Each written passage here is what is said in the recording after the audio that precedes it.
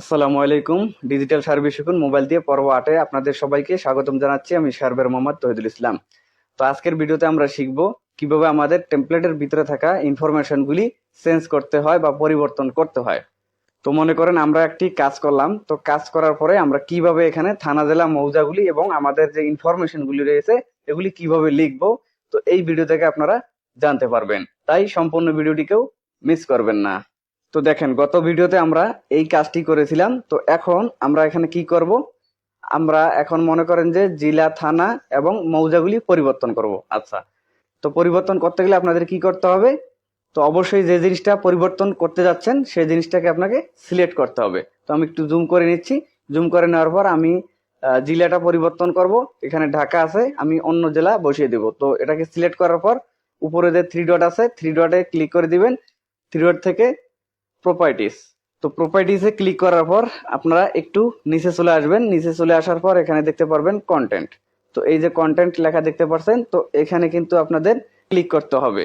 তো দেন এখানে আমরা ক্লিক করে দিলাম। তো ক্লিক করে দেওয়ার পর দেখেন এখন এখান থেকে কোন লেখাগুলি পরিবর্তন করবেন আপনি, জেলা সহ জেলার নামটা কি পরিবর্তন করতে চাচ্ছেন, না জেলা লেখা থাকবে শুধুমাত্র যে ঢাকাটা আছে সেটা পরিবর্তন করতে চাচ্ছেন। তো আমি চাচ্ছি এখানে যে ঢাকা লেখা আছে এই ঢাকাটার পরিবর্তে আমি এটাকে কুমিল্লা জেলা দিব। তো কুমিল্লা জেলা দেওয়ার জন্য এই যে দেখতে পাচ্ছেন এখানে এই কয়েকটি সংখ্যা আপনাদের পরিবর্তন করতে হবে। এই যে একটি চিহ্ন আছে এখানে দেখতে পাচ্ছেন, এই চিহ্নটির পরে যে সংখ্যাগুলি থাকবে সেই সংখ্যাগুলি আপনাকে শুধু পরিবর্তন করতে হবে। তো দেন এখানে আমি ক্লিক করে দিলাম।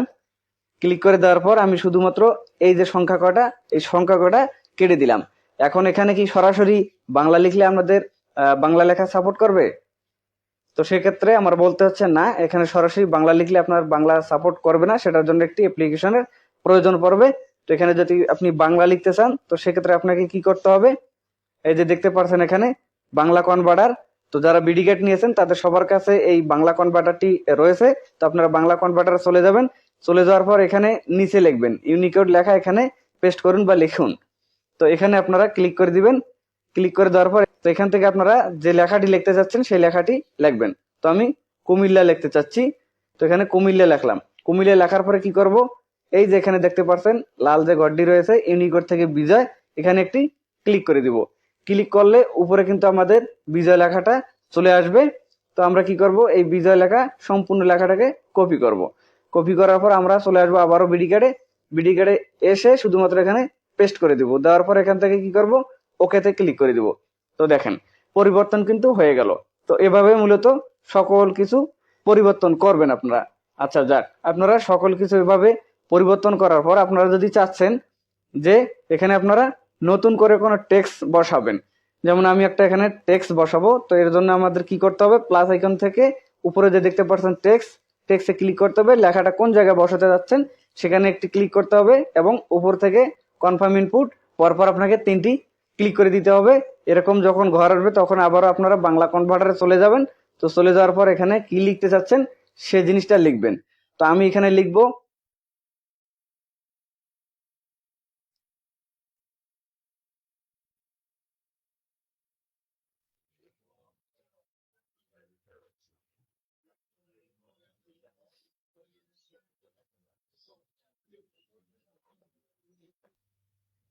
তো আমি এখানে লিখছি যে বিশেষ দ্রষ্টব্য নকশা এবং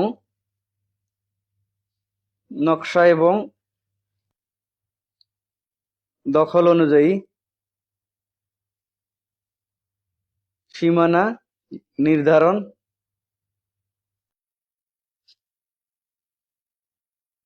করা হলো।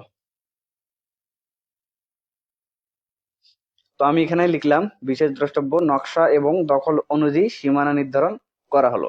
তো এরপরে আমি কি করব, সেম এই ইউনিকোড থেকে বিজয় ক্লিক করব। এখান থেকে সমস্ত লেখাগুলোকে কপি করব। কপি করার পর আমরা এখানে বসিয়ে দেবো বিডি কার্ডে এনে। তো বিডি কার্ডে বসিয়ে দেওয়ার পর এখানে ওকেতে ক্লিক করব। ক্লিক করলে দেখতে পাচ্ছেন লেখাটি কিন্তু এখানে আমাদের বসে গেছে। এখন লেখাটা যদি আপনি বড় ছোট করতে চান বা কালার পরিবর্তন করতে চান সেক্ষেত্রে আপনাকে কি করতে হবে, সিম্পলি লেখাটাকে সিলেক্ট করবেন, উপর থেকে থ্রি ডটে যাবেন, এখান থেকে প্রপার্টিস থেকে আপনাদের সামনে এরকম ইন্টারভিউ শো করবে। এখান থেকে আপনারা নিচে চলে আসবেন। নিচে চলে আসার পর এখানে দেখতে পাচ্ছেন হাইট, তো হাইটটা আপনি বাড়ায় দিবেন। তো হাইটটা যখন বাড়ায় দিবেন এখান থেকে, তো দেখেন আমি 200 দিলাম, এই যে দেখেন কত বড় হয়ে গেল। তো আপনারা এইভাবে এখান থেকে হাইট বাড়িয়ে দিয়ে লেখাটা বড় ছোট করবেন। তাছাড়াও সর্বপ্রথমে আপনারা কালার পাবেন, তো আপনাদের যে কোনো কালার পছন্দ এখান থেকে আপনারা দিয়ে নিতে পারবেন। তো তাছাড়াও কালার যদি আপনাদের পছন্দ না হয় তো ব্রাউজারে চলে যাবেন, এখানে অসংখ্য কালার আছে। তো আপনারা আপনাদের পছন্দ মতন কালারগুলি এখানে দিয়ে বসিয়ে নেবেন। তো আজকের ভিডিওটি ছিল এই পর্যন্ত। আশা করছি ভিডিওটি আপনাদের অনেক উপকারে আসছে। ভিডিওটি ভালো লাগলে ভিডিওতে একটি লাইক করে দিবেন, শেয়ার করে অন্যকে দেখার সুযোগ করে দিবেন। তাছাড়াও আমাদের পেজে নতুন এসে থাকলে পেজটিকে ফলো করে পাশে থাকবেন।